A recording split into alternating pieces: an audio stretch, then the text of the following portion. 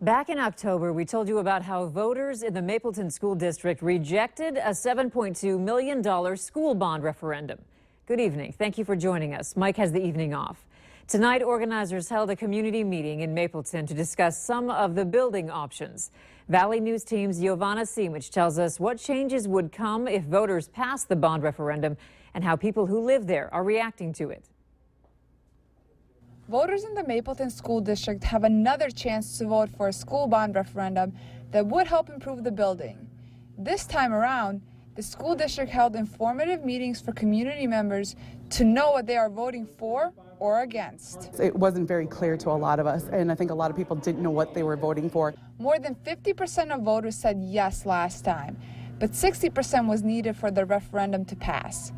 The current Mapleton school is 92 years old and is in need of a lot of improvements. If we can get people behind us, realizing that our children should have the same opportunities as others with the newer building, and we realize if we can do that what a lift it would be for our kids, but also the community. The old school definitely cannot stand for another 10 years.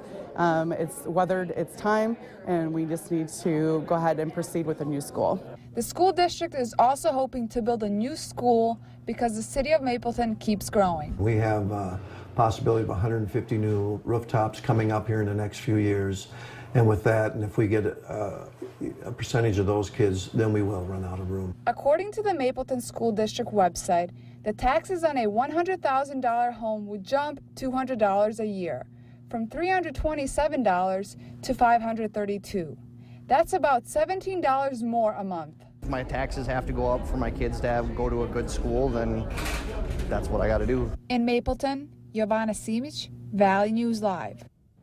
The vote on the bond referendum is scheduled for March 29th from 11 in the morning until 7 at night in the school gym.